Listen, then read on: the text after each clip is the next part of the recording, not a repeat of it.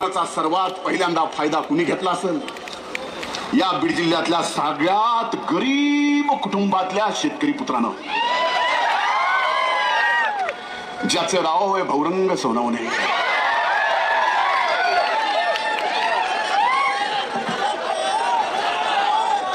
हा नोव्हेंबरचा जी.आर. आहे. हे त्यांचं कुणबीचं प्रमाणपत्र आहे. जानेवारीत कुणबी प्रमाणपत्र द्यायला चालू झालं. हे एवढा गरीब आहे, एवढा गरीब कारखानदार आहे. एक नाही दोन कारखानदार आहे की ह्याला कुणबीच्या प्रमाणपत्राची गरज पडली.